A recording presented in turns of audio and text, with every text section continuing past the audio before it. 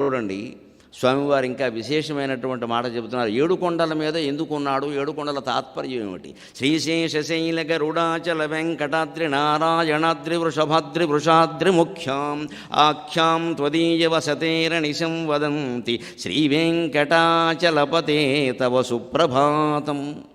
శేషశైలం, గరుడాచలం, వెంకటాద్రి, నారాయణాద్రి, వృషభాద్రి, వృషాద్రి మొదలైనటువంటి 7 కొండల మీద వెలిసి ఉన్నావయ్యా. ఆఖ్యాం త్వదీయ వసతే ఆఖ్యాం అనిశం వదంతి. ఈ 7 కొండలు ఎప్పుడూ నీకు నివాస స్థానాలు అని చెబుతున్నారయ్యా. అటువంటి నీకు సుప్రభాతం అన్నారు.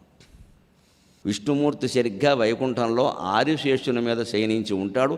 ఆదిశేషుడు 7 చుట్టలు చుట్టుకుని పడుకుంటాడు. ఈ 7 చుట్టలు ఎందుకయ్యా చుట్టుకుని పడుకోవడం అంటే, సరిగ్గా శరీరంలో మనకి వ్యాపించినటువంటి సంసారము జీవితము అనే భ్రమ ఉంది. ఇది లోపల 7 చుట్టలు చుట్టుకున్న పాములా ఉంటుంది. మన శరీరంలో 3.5 చుట్టలు ఉంటాయి, వైకుంఠంలో 7 చుట్టలు ఉంటాయి. చుట్టల్లో తేడా తప్పితే అజ్ఞానం ఒకటే. అక్కడ 7 చుట్టలు చుట్టుకుని ఆదిశేషుడు ఉంటాడు. సరిగ్గా సప్తగిరివాస అంటే ఆ 7 చుట్టలే ఇక్కడ 7 కొండలు అయ్యాయి. ఆయన భూమి మీద అవతరించినా కూడా ఆదిశేషుడు మళ్ళీ అవతరించాల్సిందే. అందుకే శేషాచలం ఒకటి. అక్కడ ఆదిశేషుడు 7 చుట్టాలు. మన శరీరంలో 3.5 చుట్టలు. 3.5 చుట్టలు చుట్టుకొని శక్తి, మన శరీరంలో ఉన్న కుండలిని శక్తి, ఈ జీవితానికి మొత్తం మూలమైన ప్రాణశక్తి కుండలిని అంటే కుండలాకారంలో చుట్టుకుని ఉండేది. కుండ కాదు, కుండలిని. కుండ తెలుగు మాట, కుండలి సంస్కృతం మాట. కుండలి అంటే ఇది కుండలం, చెవికి పెట్టుకునే కుండలం ఇలా ఉంటుందండి. పాము చుట్టుకున్నట్టే ఉంటుంది ఈ కుండలం కూడా. వేద పండితులు ఎప్పటికీ నాగకుండలాలు ధరిస్తారు. ఇలా పాము తలకాయ ఉండి ఇలా చుట్టుకుని ఉంటుంది. అది కుండలిని శక్తి. సరిగ్గా మన శరీరంలో మూలాధార చక్రంలో కటిభాగంలో ఈ శరీరం యొక్క శక్తి అంతా వ్యాపించి అది చుట్టుకుని ఉంటుంది. ఎంత? 3.5 జీవుడు కాబట్టి. దేవుడికి 7 లెక్క. ఇద్దరిది అజ్ఞానమే. నేను వైకుంఠంలో ఉన్నాను, నేను విష్ణువుని, నేను అన్నిటికీ అధిపతిని, నేను ఈ లోకాలన్నిటికీ అధిపతిని, ఇది పెద్ద జ్ఞానం. అందుకే 7 చుట్టలు. నేను జీవుణ్ణి, నాకు ఈ శరీరం ఉంది, నాకు పెళ్ళం ఉంది, పిల్లలు ఉన్నారు, దానికి పెళ్లి చేయాలి, వీడికి చదువు చెప్పాలి, వీడిద్దరూ నాకు చివరికి కొరివి పెట్టాలి, ఇదో అజ్ఞానం, వీడిని జీవుడు అంటారు. ఈ శరీరానికి వీడు పరిమితమే ఉన్నాడు, ఆ శరీరానికి ఆయన పరిమితమే ఉన్నాడు. మొత్తం మీద దేవుడైనా జీవుడైనా సైజులో తేడా తప్పితే వ్యవహారం ఒకటే. సమిష్టి వ్యష్టి రూపం ఉద్వము పదార్థము సర్వసమ్మతవు సమిష్టిరీశ్వరో వ్యష్టిర్జీవో వేదాంతరిండిమక. శంకరాచార్య చెప్పినమాట. జీవుడికి దేవుడికి తేడా ఏమీ లేదయ్యా. వ్యష్టి సమిష్టి. మొత్తం సృష్టి అంతా ఒక జీవుడు అనుకుంటే ఆ జీవుడు పేరు దేవుడు, అంతకంటే ఏం లేదండి. మొత్తం సృష్టి అంతా ఒక జీవుడు అనుకోండి, ఆ జీవుడే దేవుడు. లేదు ఈ శరీరమే అనుకోండి, అది జీవుడు అంతే. నీ శరీరం మాత్రమే సృష్టి అనుకుంటే నువ్వు జీవుడివి. ఈ సృష్టి అంతా ఒకే శరీరం అనుకుంటే నువ్వు దేవుడివి. అర్థమైపోయినట్టే, ఇంకేం లేదు. ఇంకా మనకు ఆ సమిష్టి భావన లేకపోవడం వల్లే దుఃఖానికి లోనవుతాం. దుఃఖం ఎప్పుడు వస్తుందంటే మనకి అవమానం జరిగినప్పుడేగా. అవమానం ఎందుకు జరుగుతుంది? ఇతరులతో పోటీ పడినప్పుడేగా. ఇతరులతో ఎందుకు పోటీ పడుతున్నావు? ఇతరులు అనే భావన ఉండడం వల్ల. అంతా ఒక్కటే అనే భావన ఉంటే ఎవరితో పోటీ పడతావు? అంచేత అద్వైత భావన ఒక్కటే సమస్త దుఃఖాలకి సమాధానం. అద్వైత జ్ఞానం కలిగే వరకు, శంకరాచార్య సిద్ధాంతాన్ని మనం అనుసరించే వరకు ఎవ్వడైనా దుఃఖంలో పడవలసిందే. ఏకమేవా అద్వితీయం బ్రహ్మ, ఉన్నది ఒకే పదార్థం. ఆ పరబ్రహ్మ ఇన్ని రూపాలలో ఇక్కడ కనపడుతుంది అనే భావనతోనే మీరు ఉండాలి, నేను ఉండాలి. ఈ అజ్ఞానం అనేది 7 చుట్టల రూపంలో వైకుంఠంలో ఉంటే ఆదిశేషుడు బలంగా మహాబలవంతుడు. ఆదిశేషుడు మహాబలవంతుడు, కొండను సైతం చుట్టేయగలడు ఆయన. అంతగా వ్యాపించి ఉంది. ఎందుకంటే మరి 14 లోకాలను పాలించాలి అంటే అదే భ్రమలో ఉండాలి ఆయన, తప్పదు. విష్ణువు భ్రమలో ఉంటాడా అనద్దు, స్పష్టంగా ఉంటాడు. విష్ణువు అయినా, బ్రహ్మ అయినా, శివుడైనా, ఎవరైనా, ఏ దేవతా రూపాలైనా భ్రమకి లోనవుతాయి, మాయకి లోనవుతాయి. మనము లోనవుతాం. మనం లోనవడానికి, వారి లోనవడానికి తేడా ఏమిటంటే, మనకి తెలియకుండా మాయకి లోనైపోతాం. విష్ణుమూర్తి తెలిసి లీల కోసం లోనవుతాడు, సరదాగా లోనవుతాడు. అది తేడా. వ్యసనానికి లోనై పేకాట ఆడేవాడికిను తాత మనవడు కూర్చొని సరదాగా ఆడడానికి తేడా ఉందండి. తాత మనవడు సరదాగా పేకాడుకుంటే ఎవరు ఉన్నా ఎవరు గెలిచినా పర్వాలేదు. ఒక్కోసారి తాతగారు ఏం చేస్తాడంటే తప్పుడు మొక్కలు వేసేసి మనవడు గెలిచేలా చేస్తాడు. ఇవన్నీ మీకెలా తెలుసు అనకండి, ఎవరో అనుకుంటుంటే విన్నాను. తాత మనవడు ఆడుకునే ఆటలో పేకాట దుర్వ్యసనమే అయినా కాలక్షేపానికి ఆడితే మనవడు నెగ్గేలా చేస్తాడు. తాతగారికి ఆట తెలియక పోన్లే పిల్లాడు నెగ్గితే ఆనందిస్తాడు. అందుకని విష్ణుమూర్తి కూడా, శివుడు కూడా అప్పుడప్పుడు మాయకి లోనై నటిస్తారు. కాసేపు ఆడుకొని ఈ మాయ ఈ ప్రపంచం నడవాలి కదా, నేను మాయలో మునిగిపోతాను సరదాగా అని మహావిష్ణువు వచ్చి యశోదకి చిన్నపిల్లాడే రోటికి కట్టేస్తే పడ్డాడు. అయితే ఆయన కట్టేయడం ఏంటండి, ఇప్పుడు తరమా? ఆయన కట్టేయడం ఏమిటి? జరిగేది 14 లోకాల కడుపులో ఉన్నవాడిని కట్టేస్తుందా? అందులో ఈవిడింట్లో ఏం తాళ్ళు ఉన్నాయి, ఊరికే మామూలు పలుపులేగా, ఏం కట్టేసింది ఆవిడ? ఆయన కావాలని లొంగిపోయాడు, అమ్మ కట్టేయమ్మా అని. ఎందుకంటే కట్టేసిన తల్లి మళ్ళీ బాధపడుతుందని, చక్కగా దగ్గరికి తీసుకుంటుందని, లాలిస్తుందని, బొజ్జగిస్తుందని తెలుసు. ఆ ప్రేమ ఆయనకు కావాలి. వైకుంఠంలో ఆయనకి తల్లి లేదు, ఏం చేయమంటూ ఆయన ఇబ్బంది అయింది. ఆయనకి భార్య ఉంది, వైకుంఠంలో తల్లి లేదు. తల్లి ప్రేమ చూడాలంటే భూలోకానికి రావాల్సింది. అందుకోసం రాముడే వచ్చాడు. తల్లి ప్రేమ తీరలేదు. ఎందుకంటే రాజకుటుంబాల్లో పిల్లల్ని తల్లులు పెంచరు, సేవకులు పెంచుతారు, దాదులు పెంచుతారు. రాముడిని సగం కౌశల్య దాది పెంచింది, ఆవిడ పెంచలేదు. మహా అయితే పాలిచ్చిందేమో అంతే. అందుకని తల్లి ప్రేమ తీరలేదు రామావతారంలోనికి. రాజకుటుంబాల్లో తీరడం కష్టం, ఎందుకంటే సేవకులు ఎక్కువ ఉంటారు, వాళ్లే పెంచేస్తారు. కావాలు ఇంకా సాధారణ కుటుంబంలో నేను పుట్టాలి అని యాదవుల కుటుంబంలో పుట్టి గొల్లవాళ్ళ ఇంట్లో పెరిగాడు. అప్పుడు పూర్తిగా తీరింది ఆయనకి. ఎందుకంటే మానవులందరూ మనం తల్లి ప్రేమ అనుభవిస్తున్నామమ్మా. అమ్మ కోపం వస్తే ఒకసారి నా కడుపును చెడబుట్టావురా ఒక దెబ్బ కొట్టేస్తుంది. మళ్ళీ వెంటనే నా చెయ్యి పడిపోను, కొట్టానమ్మ చిన్నపిల్లాడిని, చెయ్యి రాయిపోవాలమ్మా అని ఏడుస్తుంది. వెంటనే ఈ పిల్లాడు ఏమనుకుంటాడు, అమ్మ నా మీద ప్రేమతో ఏడుస్తుంది, నా మీద ప్రేమతో ఏడుస్తుంది. నువ్వు కొట్టలేదమ్మా అంటాడు వెంటనే వచ్చి. ఈ మధురమైన భావాలు వైకుంఠంలో ఉంటాయా, కైలాసంలో ఉంటాయా? ఎంత బ్రహ్మజ్ఞానం అయితే మాత్రం అదే సుఖం అండి, ఇదే సుఖం. ఈ భావాలకు ఆయన లోనవుతాడు. ఎందుకు అవుతాడు? దేవుడు కూడా మాయకు లోనవుతాడంటే ఏదో బలహీనుడు అనుకోకండి, కావాలని లోనవుతాడు. అమ్మ నాటకంలో పాత్ర వేస్తారు, చంద్రమతి పాత్ర వేస్తుంది, ఆవిడ కొడుకు పోతాడు, ఏడుస్తుంది. ఆవిడ ఏమనుకుంటుంది, ఆ పాత్ర వేసేటప్పుడు కొడుకు పోయినప్పుడు బాగా ఏడవాలి, ప్రేక్షకులందరూ రుమాళ్ళు తడిసిపోయేలాగా ఏడవాలి. నిజంగా కొడుకు పోతే ఆవిడ పరిస్థితి ఏమిటండి? ప్రేక్షకుల కోసం చూస్తుందా, రుమాళ్ళ కోసం చూస్తుందా? బోరుమని ఏడవదు. కానీ నాటకంలో పాత్ర వేసేటప్పుడు ఆవిడ ఏమనుకుంటుంది, ఇదివరకు వేసిన దానికంటే నేను బాగా వెయ్యాలి, అందరూ చంద్రమతి అంటే నన్నే పిలవాలి అని పోని కొడుకుని అక్కడ కూర్చోబెట్టుకుని అదో నాటకం. వాడి కింద అట్టిపళ్ళు తింటూ ఉంటాడు, కింద స్టేజీ మీద పడుకొని హార్మోని పెట్టి వెనకాల. మా ఊళ్ళో హరిశ్చంద్ర నాటకం వేస్తే లోకితాసుడి కింద పడుకున్నవాడికి 2 అట్టిపళ్ళు నేనే అందించాను. మా ఫ్రెండే వాడు. నేను అక్కడ పడుకుని, ఎందుకంటే అరగంట పడుకుంటాడు వీడు దుంపదాకా, అప్పుడు పద్యాలు పాడుతుంది. ఇప్పుడు పద్యాలు పడుతుందిరా, నేను అరగంట పడుకోవాలి, 2 అట్టిపళ్ళు ఇమ్మన్నాడు. నేను ఆ కింద కూర్చొని 2 అట్టిపళ్ళు వాడికి ఇచ్చాను. వాడు శుభ్రంగా అట్టిపళ్ళు తింటున్నాడు. హార్మోని వాడికి అనుమానం వచ్చింది, పోయినవాడు అట్టిపళ్ళు ఎలా తింటున్నాడు, ఆయన తింటాడు అంతే. ఇది నాటకం. లోహితాసుడు పోలేదని మనకు తెలుసు, చంద్రమతి పాత్రకి తెలుసు, హరిశ్చంద్రుడికి తెలుసు, హార్మోనిస్ట్కి తెలుసు. కానీ మనం ఏమయ్యాం, నిజంగా మన పిల్లలు ఎవరో పోయినంత దుఃఖానికి లోనయ్యాం. ఇదే జగన్నాటకం అంటే. నాటకం అర్థమైతే జగన్నాటకం అర్థమవుతుంది. మన జీవితాల్లో జరిగే ఘట్టాలు కూడా అంతే. మాట కటువుగా ఉంటుంది కానీ జీవితాల్లో జరిగేవి కూడా అంతే. పుట్టడం ఒక నాటకం, పోవడం ఒక నాటకం. పుట్టుట నిజమో, పోవుట నిజమో, నట్టనడము పని నాటకము అన్నాడు. దానికి నట్టనడము పని నాటకం అయితే పుట్టడము పోవడం కూడా నాటకమే నిజానికి. అది నాటకం కాకపోతే ఇది ఎలా అవుతుంది? ఇది గ్రహించడమే వేదాంతం. భగవంతుడు ఇది గ్రహించాడు, కానీ సరదాగా ఆడుకుంటాడు ఆయన. మనం గ్రహించలేక ఏడుస్తున్నాం, నిజంగా ఏడుస్తున్నాం. ఈ నిజంగా ఏడవడానికి, నాటకం కోసం ఏడవడానికి తేడాయే. దేవుడి ఏడుపులోను జీవుడి ఏడుపులోను తేడా. ఏడుపు ఇద్దరికి సమానమే. అందుకని 7 కొండలు 7 చుట్టలు అనేది ఉంది. సృష్టి మొత్తానికి బలమైనటువంటి సంకర్షణ శక్తి అండి, మనం గ్రహించాల్సిందే. ఆదిశేషుడు 7 చుట్టలతో ఎందుకు ఉంటాడు అంటే, సరిగ్గా సూర్యుడికి 7 కిరణాలు మీరు గమనించండి, ఆదిశేషునికి 7 చుట్టాలు. ఆ 7 కిరణాలతోనే భూమి మీద ప్రతి జీవరాశి పెరుగుతోంది. ఆ జీవరాశికి సంబంధించిన భూమండలానికి సంబంధించిన గ్రావిటేషన్ ఫోర్స్ అనేది ఉంటుంది, భూమండలానికి సంబంధించిన భూమి ఆకర్షణ శక్తి, అదే ఆదిశేషుడు. అందుకే ఆదిశేషుడు భూమిని మోస్తున్నాడు అన్నారు. పాములు భూమి కింద ఉండవని మన పురాణ ఋషులకు తెలుసు, అజ్ఞానం కాదు వాళ్ళది. దాని వెనకాల ఉండే సైన్స్ వేరు. సంకర్షణ అంటే భూమి ఆకర్షణ. అర్థమైపోలా, శబ్దం అర్థమైతే అన్నీ తెలుస్తాయి. సంస్కృత భాష గొప్పతనం ఏది. సంకర్షణ అన్నారు. అదే మాట ఎవరన్నారు? ఆదిశేషుడిని అన్నారు, బలరాముడిని అన్నారు. బలరాముడిని ఎందుకు అన్నారు? ఆదిశేషుని అవతారమే బలరాముడు. ఎంత సైన్స్ అండి ఇదంతా, విజ్ఞానం. తమ్ముడు అన్నయ్య మేనల్డని మాట్లాడితే ఎలాగా? బలరాముడు, పైగా ఆయన పేరు కూడా బలరాముడు, బలాభిరాముడు. అంత బలం లేకపోతే ఆయన భూమండలాన్ని మొత్తం ఇలా పట్టుకుంటాడండి. ఆదిశేషుడు 7 చుట్టలు చుట్టి 14 లోకాలు పట్టుకున్నాడు, ఒక్క భూమండలం కాదు. ఆ చుట్టల మీద శ్రీ మహావిష్ణువు శయనించాడు.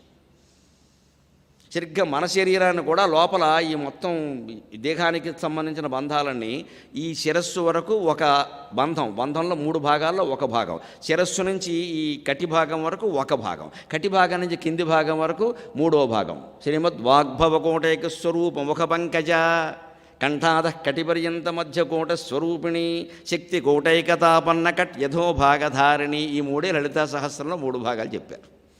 ఇది వాగ్భవకోటం, ఇది కంఠ అధకోటం మధ్యకోటం. కట్ యథోభాగధారిణి ఇది కింద ఒక కోట. ఈ 3 కోటాలు కలిపి ఎక్కడ 3 వేసి ఉంటాయి? ఇక్కడ నాభికి దిగువ భాగంలో మూలాధార చక్రంలో 3 వేసి ఉంటాయి. 3 వేయడం అంటే ఇలా లాగాలి కదా, అదే 3.5 చుట్టలు చుట్టి జారుమూడు వేసారు. ఈ బంధం ఇక్కడ ఉండడం వల్ల అది తెగే వరకు మనం పెళ్ళామని భర్తని పిల్లలని సంపదలని ఎంత చెప్పినా వినం, మొత్తుకుంటూనే ఉంటాం అంతే. ఇంకా ఆ బంధం తెగాల్సింది. అవి 3 ముళ్ళు పడతాయి. సరిగ్గా పెళ్ళికి 3 ముళ్ళే, అజ్ఞానానికి 3 ముళ్ళే, అన్నింటికీ 3 ముళ్ళే. పెళ్ళికి కూడా 3 ముళ్ళు. ఎందుకంటే మనిషి బ్రహ్మచారిగా ఉన్నవాడు ఆడదైనా మగాడైనా తిన్నగా ఉండక పెళ్లి చేసుకున్నారు. తోడు నీడ దూడ పేడ వీడు ఇష్టం వచ్చిన వ్యాఖ్యానాలు చేశాడు. చివరికి పేడ ఒకటి మిగిలింది. నువ్వు ఒంటరిగా ఉండగలిగితే పెళ్ళి ఎందుకు, పని లేక ఉండు. ఎవరు వద్దన్నారు? ఉండలేకే. తోడు నీడ, అబ్బా చాలా నీడ, ఇవన్నీ కబుర్లు, దొంగ కబుర్లు, ఆగలేక, అంతకంటే ఏం లేదు. నువ్వు నిజంగా కామవాంఛను నిగ్రహించుకోగలిగితే ఇంద్రియ నిగ్రహాన్ని మించితే స్త్రీలకైనా పురుషులకైనా బ్రహ్మచర్యాన్ని మించింది లేదు. బ్రహ్మచర్యంతోనే సన్యాసం పుచ్చుకొని జ్ఞానం పొందొచ్చు. జయహో అయిపోయింది లెక్క. మనకు చేతకాక దిగాం ఇందులోకి. దిగినప్పుడు కనీసం బయటపడే ప్రయత్నం చేయాలి. ఇంకా ఊరికి పుట్టలో వేలు పెట్టామమ్మా, ఎవరో పుట్ట పాము ఉందని చెప్పారు, ఆ వేలు తీసుకోవాలి. 2వ వేలు 3వ వేలు పెట్టి కెలక్కూడదు, పాము వస్తుంది బయటికి. అందరూ సంసారాల్లో దిగాం. వీలైనంత తొందరగా బయటపడే ప్రయత్నం చేయాలి. ఇంకా పెంచేసుకుంటే ఎలాగా? ఈ పెంచుకోవడమే ముడి గట్టిగా లాగడం, తెంచుకోవడమే బ్రహ్మగ్రంథి విభేదించే నమః, విష్ణుగ్రంథి విభేదించే నమః, రుద్రగ్రంథి విభేదించే నమః. తెంచుకోవడం, విభేదిని. పారాయణ చేసేటప్పుడు అర్థం తెలుసుకుని చేస్తే ఈ భావాలన్నీ మనస్సులో ఉంటాయమ్మా. విసుగెందుకు వస్తుంది? తెలుసుకుంటుంటే ఎంత బాగుంది. విసుగుతో వింటున్నారా మీరు? ఇప్పుడు మీరు ఎవరు వినమన్నారు? ఇక్కడ మీరు వెళ్ళిపోవచ్చునే, ఎవరొద్దన్నారు? అయ్యే వరకు నేను వెళ్ళకూడదు, నాకు సంభావన ఇస్తారు కాబట్టి. మీకేమిస్తారో మీరు ఎప్పుడంటే అప్పుడు వెళ్ళిపోవచ్చు. పైగా నా మొహం మీద వెళ్ళిపోవచ్చు, పైగా నచ్చలేదని చెప్పి వెళ్ళిపోవచ్చు. ఎవడంటారు మిమ్మల్ని? స్వతంత్రులు మీరు. కానీ ఎందుకు వెళ్ళట్లేదు? మీకు నచ్చింది కాబట్టి, ఉండాలని ఉంది కాబట్టి. లేకపోతే వెళ్ళిపోవచ్చు అంటే ఎవరొద్దంటారు? మరి ఇదే వేదాంతం మన జీవితంలో ఎందుకు ఆచరణలో పెట్టలేకపోతున్నాం? అజ్ఞానం నుంచి బయటపడడం కష్టంగా ఉంది. కానీ లోపల తపన ఉంది, ఏదో ఉంది. మనం తప్పు చేస్తున్నాం, అజ్ఞానంలో ఉన్నాం, తెలుసుకోవాలి. ఇలా వింటూ ఉంటే కొన్నాళ్ళకైనా ఏదో తెలుస్తుంది అని ఉందా లేదా? అది వాస్తవం. కొంత కాకపోతే కొంత తెలుస్తోందా లేదా? మీకైనా నాకైనా అంతే తాపత్రయం. అది ఈ ముడి తెంచుకునే ప్రయత్నమే ఇది. అందుకని తెలుసుకునే ప్రయత్నం చేయాలి. పారాయణ చేసినప్పుడు పారాయణ సంఖ్యను పెంచేసి 30 సార్లు 60 సార్లు నైవేద్యాలు 60 నైవేద్యాలు పెట్టడం ఇది పెద్ద విషయం కాదు. ఇది అమ్మవారు సంతోషించే విషయం కాదు. ఇది వంట బ్రాహ్మణులు సంతోషిస్తారు, క్యాటరింగ్ వాళ్ళకి డబ్బులు వస్తాయి. భగవంతుడు సంతోషించడు. నువ్వు అర్థం తెలుసుకుని తాత్పర్యం తెలుసుకుంటే భగవంతుడు ఆనందిస్తాడు. ఆ భగవంతుడు నువ్వే కాబట్టి. అందుకోసం 7 కొండల రూపంలో ఇక్కడ అవతరించాడు. సృష్టి మొత్తం నిర్మాణం అంతా కూడా కింద అధోలోకాలు 7, అవే 7 కొండలు. అందుకే భూలోకంలో అవతరించాడు. పైలోకాలు మళ్ళీ 7. శ్రీశేషశైల గరుడాచల వెంకటద్రి నారాయణాద్రి వృషభాద్రి వృషాద్రి ముఖ్యాం ఆఖ్యాం త్వదీయవసతేరనిశం వదంతి శ్రీవేంకటాచలపతే తవ సుప్రభాతం. ఇంకా మనం వాస్తు గురించి ఊరికే అజ్ఞానంతో కొట్టుకుపోతూ ఉంటామే. వాళ్ళు వీళ్ళు రాగానే చెప్పగానే కిటికీ బగలకొట్టేసి గుమ్మం బగలకొట్టేసి ఇదెంత అజ్ఞానమో ఈ శ్లోకంలో చెబుతున్నారు సుప్రభాతంలో. సేవా పరా శివ సురేశ కృషాను ధర్మ రక్షం గుణాథ పవమాన ధనాధినాథాక బద్ధాంజలి ప్రవిలసన్ నిజ శీర్షదేశాక శ్రీవేంకటాచలపతే తవ సుప్రభాతం. ఈశాన్యంలో అది ఉండాలి, వాయవ్యంలో ఇది ఉండాలి, ఆగ్నేయంలో ఇది ఉండాలి. పెళ్ళ మొగుడు ఎక్కడ ఉండాలో తెలియదు. నైరుతిలోనే ఉండాలి, కొంపలంటుకుపోతాయి. నైరుతిలో బీరువా ఉండాలని చెప్తారు. ఎందుకమ్మా? నైరుతికి డబ్బు రావడానికి సంబంధం లేదు. అజ్ఞానంలో పడకండి. మీరు కష్టపడితేనే డబ్బులు వస్తాయి. బీరువాని బట్టి డబ్బులు రావు. బీరువాని బట్టి డబ్బులు వస్తే ఇంటి నిండా బీరువాలే పెట్టుకుంటాం. చేసి చూడండి, ఇంటి నిండా బీరువాలు పెట్టుకోండి. ముందు బీరువాలకు ఖర్చు అయింది, ఆ డబ్బు కూడా రాదు. పైగా గాడ్రేజ్ ఉంటే ఇంకా ఎక్కువ ఖర్చు అయింది. అసలు అదే రాదు. ఏమొస్తుంది? బీరువా కొంటే డబ్బులు రావడం ఏంటండి? అది కొన్న తేదీ, అది పెట్టిన తేదీ, అది తీసిన టైము, దానికి పసుపు, ఇవన్నీ నీకు చేదస్తాం. రాసుకో, 100 రాసుకో. ముఖానికి కాళ్ళకి పసుపు రాయడం మానేసారు, బీరువాలకు రాస్తున్నారు. మొహానికి రాయడం మానేశారు. బీరువాకి రాస్తారు. ఇక్కడ ఎనప బీరువా చచ్చి ఊరుకుంటుంది అది. మనకేదో పసుపు అనగానే పవిత్రం, ఇంకెంత పసుపు అమ్మకాలు పెరిగిపోయాయి.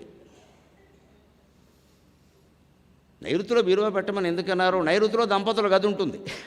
నైరుతిలో దంపతుల గది ఎందుకన్నారు? ఇల్లు కట్టినప్పుడు ఎత్తు నైరుతి భాగం మొత్తం భూమండలంలోనే మన భారతదేశానికి నైరుతి పీఠం, నైరుతి ఋతుపవనాలు, ఈశాన్యం ఋతుపవనం. నైరుతి ఎత్తుగా ఉంటుంది, ఈశాన్యం పల్లంగా ఉంటుంది. నువ్వు ఎత్తులో దంపతుల గది పెట్టుకోకపోతే పల్లంలో పెట్టుకుంటావా? పడతారు ఇద్దరు మంచం నుంచి. అంతకంటే ఏం లేదు అందులో. నైరుతిలో దంపతులు పెడితే దంపతులు బాగుంటారు, దానివల్ల ఏం లేదు. మీరు ఇద్దరు అవగాహన ఉంటేనే బాగుంటారు, నైరుతి వల్ల బాగుంటారు. దాన్ని పెంచేయకూడదు అలాగే. అక్కడి నుంచి నైరుతి గ్రహం ఉండడం, దానికో పూజ చేయడం, అవన్నీ అనవసరమైన విషయాలు అవి. నువ్వు అక్కడ తప్పంటూ చేశాక నైరుతిలో పెట్టాక నువ్వు పూజ చేసినంత మాత్రం అక్కడేం మారదు. అక్కడ ఆ వ్యవస్థ అలాగే ఉంది.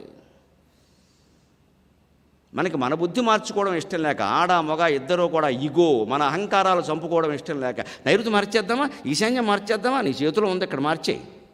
మన చేతిలో ఉన్నదాన్ని మనం చెయ్యం, ఎందుకంటే అహంకారం. నేను ఎందుకు మారాలి? మనసు మార్చేస్తా, కుర్చీ మార్చేస్తా, బీరువా మార్చేస్తా, మొగుండే మార్చేస్తా, నేను మాత్రం మారను. ఎవడు చెప్తాడండి ఈ అహంకారానికి జవాబు? నువ్వు మారాలి, నీ మొగుడు మారాలి, నీ పిల్లలు మారాలి, బీరువాలు ఏమీ మారక్కర్లేదు. ఈ కిటికీ కారణంగా అమ్మాయికి పెళ్ళి అవ్వట్లేదు. కిటికీలోంచి ఎవడో చూస్తుంది, అందుకే అవ్వట్లేదు.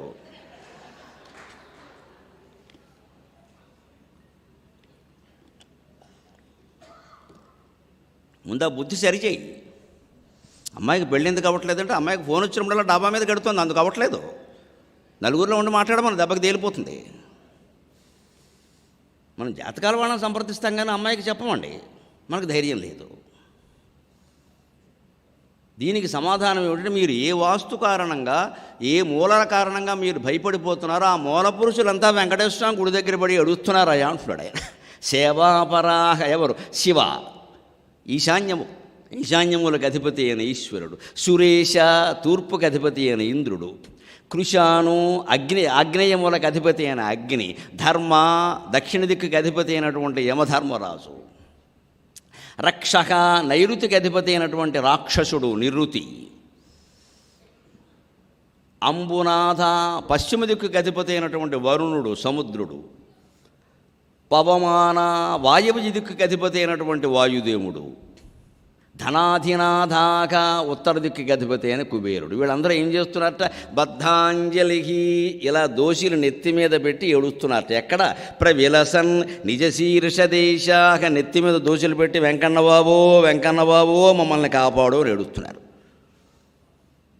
అంటే ఈ 8 మంది దిక్పాలకులు కలిసి దేవుడి గుడి దగ్గర పడి ఏడుస్తుంటే మనం నేరుగా దేవుణ్ణి అడిగేదానికి మళ్ళీ వీళ్ళెవరండి? ఇక్కడ ఉపగ్రహాలు, అపగ్రహాలు, నవగ్రహాలు, 16 గ్రహాలు.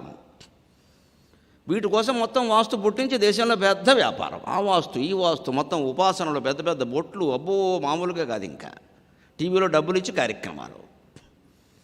వాళ్ళది ఏం పోయింది? టీవీలో వాళ్ళు పోషిస్తారమ్మా. అరగంట కార్యక్రమం పెడితే 30,000 వాళ్ళ దగ్గర పుచ్చుకుంటారు. నేను నిజం చెబుతున్నా, అరగంట నేను వాగితే నాకు 1000 రూపాయలు ఇస్తారమ్మా. కర్మ ఇది. అజ్ఞానం చెప్పిన వాడికి దగ్గర 30,000 వసూలు చేస్తారు, జ్ఞానం చెప్పిన వాడికి 1000 రూపాయలు ఇస్తారు. అది కూడా ఎక్కువ నాకున్న డిమాండ్ని బట్టి. మిగిలిన పండితులు చెప్తే 500, 300 వేరాలాడటమే. వ్యాపారం నేర్చారు బాగా. ఎందుకంటే మీకు అందరికీ అజ్ఞానమే కావాలి, జ్ఞానం నచ్చదు. ఈ మంచం మార్చే, కుర్చీ మార్చే అంటే బాగుంటుంది, కానీ బుద్ధి మార్చేయమంటే బాగుండదు కదా. ఈయన ఎవడండి మా బుద్ధి మార్చుకోమని చెప్పడానికి? మరి మంచం మార్చమని చెప్పడానికి మాత్రం ఆయన ఎవడండి? అది కూడా చెప్పకూడదు కదా. మనకి నచ్చింది చెప్పొచ్చు, అసలు విషయం అది. మనకు నచ్చంది ఎవడూ చెప్పొద్దు. మరి నా జాతకం ఏంటో తెలియదు, నాకు ఆ నచ్చని మాటలే నచ్చుతూ ఉంటాయి. నన్ను అందుకోసం పుట్టించింది అమ్మవారు. నువ్వు చెప్పరాబ్బా నీకెందుకు, నేను ఉన్నానని. అందుకే నేను ఇంట్లో ఎక్కడ విగ్రహం పెట్టినా, ఎక్కడ బీరువా పెట్టినా కురుస్తూనే ఉంది, ఏం బ్రహ్మాండం లేదు. వాన కురవట్ల, డబ్బే కురుస్తుంది. నా మనస్సులో అన్నిటికంటే వైరాగ్యం కురుస్తోంది, సంతృప్తి కురుస్తోంది, ఆనందంగా ఉన్నాను, హాయిగా ఉన్నాను. ఆ ఆనందాన్ని మీకు పంచడానికే ఇక్కడికి వచ్చాను నేను. నాకు వైరాగ్యం ఉంది, నాకు సంతృప్తి ఉంది. ఇవన్నీ కురవాలని నేను కోరుకోలేదు. కురిసినవేవి ఉండవు. మీరు నేను వెళ్ళేటప్పుడు రేపొద్దున ఎయిర్పోర్ట్కి వచ్చి చూడండి, నేను ఏ సంచితో వచ్చానో ఆ సంచే ఉంటుంది. ఈ 3 రోజులు బట్టి రకరకాల పళ్ళు, పంచెలు, పారితోషికాలు వచ్చాయి. 35 వేసం వెళ్ళిపోయాయి, మిగిలినవి రాత్రి వెళ్ళిపోతాయి. ఏవి వెళ్ళం ఇంటికి, మనం ఒక్కళ్ళమే పెడతాం. అదే వైరాగ్యం. ఇచ్చినవన్నీ ఇలా మోసుకెడితే సగం రేటుకు అమ్ముకోవాలి, ఇంటికి పట్టుకెళ్ళి. ఇవన్నీ ఎవరో మనకి ఇచ్చారు, అంతా ఇంకోళ్ళకి ఇచ్చేసాం, అయిపోయింది. ఎవరికి అవసరం వారికి ఇచ్చేసాం. వారు నా మీద గౌరవంతో ఇస్తారు, ఇంకోళ్ళ మీద గౌరవమో ప్రేమో నేను ఇచ్చేస్తాను, అయిపోయింది అక్కడికి. అది ఇంటికి వెళ్ళాక ఏమి ఇచ్చారు, ఏమీ ఇవ్వలేదు, చెప్పనిచ్చారు అంతే అంటాను నేను. గొడవలేదు, ఒక్క మాటతో పోయింది. ఇదే జీవితం అండి. నేను బడాయి కోసం చెప్పట్లేదమ్మా, ఆచరిస్తూ చెబుతున్నాను. వదిలేయండి, ఎక్కడదెక్కడ వదిలేయండి, ఎక్కడ విషయం అక్కడ వదిలేయండి, ఎక్కడ వస్తువు అక్కడ వదిలేయండి, వెళ్ళిపోండి అక్కడి నుంచి. ఇవన్నీ మోసుకుని ఎస్ఆర్ఎంటీ సర్వీసా ఇక్కడ? ఇవన్నీ పట్టుకెళ్ళి అక్కడ మళ్ళీ లెక్కెట్టుకుంటూ కూర్చోవడమా? కష్టపడి పని చేస్తున్నాం కాబట్టి డబ్బు తీసుకుంటాం, ఉపయోగించుకుంటాం, మరి కుటుంబాలు పోషించుకోవాలి కదా. మిగిలినవన్నీ దేనికండి? బహుమతులు ఊరికే ఏదో ఇస్తారు ప్రేమతో, ఇంకోళ్ళకి ఇచ్చే అయిపోయింది. ఎవరికి అవసరం వాళ్ళకి ఇచ్చే. నాకు అవసరం లేకపోయినా నాకు ఇస్తారు, కానీ నేను ఖచ్చితంగా మా అమ్మ పాదాల సాక్షిగా చెబుతున్నా, ఎవరికి అవసరమో వాళ్ళకి ఇస్తా, వాళ్ళకి ఇంటికి పట్టుకెళ్ళి ఇస్తా అవసరమైతే. నాకు తెలుసు ఎవరికి అవసరమో, ఆ పంచి ఎవరికి అవసరమో, ఆ పళ్ళు ఎవరికి అవసరమో, అవన్నీ ఎవరికి అవసరమో నాకు తెలుసు. బడుగు బలహీన వర్గాల ఇళ్ళకి నేను పనిగట్టుకుని వెళ్ళి ఇస్తాను. నేను అదే చెయ్యాలి. వాడికి ఎవరిస్తారండి అటువంటి పంచిలో అటువంటి శాలువాలు? నాకు ఇస్తారు, కానీ నేను వాడికి ఇస్తాను. గురువుగారు ఇచ్చారు జీవితాంతం ఒప్పుకుంటాడు. నాకు ఎన్ని ఇచ్చినా ఒకటే, నాకు 100 ఉన్నాయి ఇంట్లో, ఇంకేం చేసుకుంటాము? ఎవరికి అవసరమో వారికి ఇవ్వాలి. దరిద్రాయ కృతం దానం, శూన్యలింగస్య పూజనం, అనాథ ప్రేత సంస్కారం, అశ్వమేధ సమం విదుహు, శాస్త్రం చెప్పిన మాట. అశ్వమేధ యాగం చేయాల్సిన పని ఏమి లేదా, పుణ్యం రావాలంటే 3 పనులు చేయమన్నారు. దరిద్రాయ కృతం దానం, దానం చేసేటప్పుడు బంధుత్వం చూడకూడదు, మిత్రత్వం చూడకూడదు, కులం అసలే చూడకూడదు, దిక్కుమాలిన జబ్బు మన కులం వాళ్ళకి ఇవ్వడం. దరిద్రం ఒక్కటే చూడాలి, పేదరికం ఒక్కటే చూడాలి. వాళ్ళని పిలిచి అయినా ఇవ్వాలి, ఇంటికి పట్టుకెళ్ళి అయినా ఇవ్వాలి. మొహమాట పడతారు కానీ ఫోన్లే తీసుకో అని ఇచ్చేయాలి అంతే, వదిలేసే ఆ విషయాన్ని. దాని నుంచి ఏం ఆశించద్దు. ఇంకా దరిద్రాయ కృతం దానం ఎప్పుడు దానం చేయడానికి ఒకటే అర్హత, మనకి ఉంది వారికి లేదు, అది చాలు, ఇంకేం అక్కర్లేదు. దీనికి తీర్థాలు, క్షేత్రాలు, కులాలు ఏం అవసరం లేదు, ఉంది లేదు 2 మాటలు అక్కడ. శూన్యలింగస్య పూజనం, మనం ప్రసిద్ధమైన తిరుపతి పెడతాం, ప్రసిద్ధమైన శ్రీశైలం పెడతాం, ప్రసిద్ధమైన కాశీ పెడతాం, కొట్టుకుపోతాం అక్కడ. కోట్లు పెట్టి ఖర్చు పెట్టేస్తాం, టిక్కెట్లు కొంటాం. శూన్యలింగస్య పూజనం, ఎవరూ వెళ్ళని గుడికి వెళ్ళండి, ఎవరూ అర్చించని దేవుణ్ణి అర్చించండి, అంతకంటే పుణ్యం లేదని చెప్పారు శాస్త్రం. ఎందుకంటే ఎవరో శివాలయం కట్టారు, అక్కడ నిజంగా వెలిశాడు, కారణాంతరాల వల్ల అది శిథిలం అయిపోయింది, దాన్ని ఎవరూ పట్టించుకోవట్లా. అటువంటి ఆలయాన్ని ఎవరన్నా పట్టించుకొని రోజు వెళ్ళి శివుడు ఎత్తి మీద భక్త కన్నప్ప కాళహస్తిలో అడవిలో పోసినట్టుగా చెంబుడు నీళ్లు పోసి ఓ మారేడాక అక్కడ పెడితే వాడికి శివుడు అనంతమైన ఐశ్వర్యాలన్నీ ఇస్తాడు. ఎవడూ పట్టించుకొని వాడిని నన్ను నువ్వు పట్టించుకున్నావురా అబ్బాయి అని. శూన్యలింగస్య పూజను, అటువంటి గుళ్ళోకి వెళ్ళాలమ్మా. అందరూ పెడుతున్నారని మనం వెళ్ళడం కాదు, ఇక్కడ గొర్రెల్లాగా వెళ్ళని గుళ్ళోకే వెళ్ళాలి. అంతేకాదు అనాథ ప్రేత సంస్కారం, మనకి నచ్చని విషయం ఇది, కానీ గొప్పది. ఎవ్వరూ దహనం చేయని శవాన్ని మనమే ముందు వెళ్ళి మోసుకెళ్ళి దహనం చేయాలి. అవసరమైన జాగ్రత్తలు తీసుకోనీకి అనారోగ్యం రాకుండా. కానీ ఆ మృతదేహాన్ని అక్కడి నుంచి తీసుకెళ్ళి దహనానికి మనం సహకారం చేసామంటే వీధంతా బ్యాక్టీరియా వ్యాపించకుండా మనం కృషి చేశాం, పర్యావరణం కాపాడాం, భగవంతుడు మనని కాపాడుతాడు. ఇవాళ బంధువులు రావట్లేదు, మిత్రులు రావట్లేదు, ఎవరన్నా పోతే ఉన్నప్పుడు వస్తారు, కానీ ఏదో వంకపట్టి ఎగ్గొట్టేస్తున్నారు. మా ఇంట్లో మొన్నే వ్రతం చేశామండి, మేము రావండి. వ్రతం చేస్తే రాకూడదా? వ్రతం చేసిన వాడు పోడా? మా కోడలు నీళ్ళు వేసుకుందంటే నీ కోడలు నీళ్ళు వేసుకోవడానికి శవాన్ని పోయడానికి సంబంధం ఏంటంటే పిచ్చి నమ్మకాలన్నీ ఇక్కడ. పైగా ఈ ఉపకారం చేస్తే అశ్వమేధయజ్ఞం చేసిన మహారాజులు లాంటి కొడుకులు పుడతారు ఆ కోడలకి. అంత ఉపకారం అది. ఏ వంక బట్టి ఎగ్గొట్టేద్దామా? అదే పెళ్ళయింది అనుకోండి, మమ్మల్ని పిలవలేదు, మమ్మల్ని ఎందుకు పిలుస్తారు అని మూతిపొడికి ముద్దాపురం వరకు సాగదీయడం. ఇక్కడ శుభకార్యం జరిగితే నేను పిలవలేదని ఏడుస్తావా? అశుభం జరిగేసరికి మొహం చూడకుండా పోతావా? మనిషికి సాయం చేయవలసింది శుభంలోనా అశుభంలోనా? మిత్రులారా దయచేసి ఆలోచించండి. ఆపదలో ఉన్నవాడికి సాయం చేస్తారా? పెళ్లి చేసుకున్న వాడికి మనం చేసేది ఏంటంటే సాయం వాడే చేసుకుంటాడు. అంత్యక్రియలు చేయలేక ఇబ్బంది పడుతున్న వాడికే మనం సాయం చేయాలండి. ఆపదలో ఆదుకోవడం అంటే నీకెందుకురా, నేను ఉన్నాను రా, నువ్వు ఏడవకరా, మీ నాన్న పోయాడని నేను చూస్తాను రా కాస్త అని కనీసం అంత్యక్రియలకి సాయం చేస్తే ఆ కొడుకు ఎంత సంతోషిస్తాడు. మేమే పేదవాళ్ళం, ఎవరు రాలేదనుకోడే, అయ్యో నా గురించి ఎంతమంది వచ్చారు అని ఆ మనస్తత్వం వెంటనే మారిపోదా? మన శాస్త్రం చెప్పింది అదేనండి, జరుగుతున్నది వేరండి. ఇంత ఉదారంగా ఉంటాయండి మన శాస్త్రాలు. అందుకని ఏ అష్టదిక్పాలకులు అని మీరు అనుకుంటున్నారో వాళ్ళందరూ దేవుడు గుడి ముందు పడి ఏడుస్తున్నారు ఆయన అనుగ్రహం కోసం. అందుకని మీకు ఎక్కడైనా మొహమాట లేకుండా చెబుతారు, మీ ఇంట్లో వాస్తు దోషం ఉందని ఎవరన్నా చెబితే ఆయన బయటికి వెళ్ళిపోమని చెప్పి ఆ కిటికీలో వెంకటేశ్వరం బొమ్మ పెట్టేయండి అమ్మా, గొడవలైన పని, సుఖంగా ఉంటుంది, ఏం కాదు, ఆయన చూసుకుంటాడు. అని మనస్సుకి ఏదైనా శంక అనిపిస్తే ఆ దోషం చెప్పిన చోట వెంకటేశ్వర స్వామి బొమ్మ పెట్టండి. కిటికీ కూల కొట్టద్దు, గుమ్మం కూల కొట్టద్దు. ఏదైనా జరిగితే నాది పోచి ఏ మోహమాటం లేదు. నేను భగవంతుడి మీద నమ్మకంతో చెబుతున్నా, ధర్మం మీద నమ్మకంతో చెబుతున్నా. పిచ్చి నమ్మకాలు కుదరవు ఎక్కడ. సేవాపరా శివ సురేశ కృశానుధర్మరక్షం మునాథ పవమాన ధనాధినాథాక బద్ధాంజలి ప్రవిలసన్ నిజ శీర్ష దేశాక శ్రీవేంకటాచలపతే తవ సుప్రభా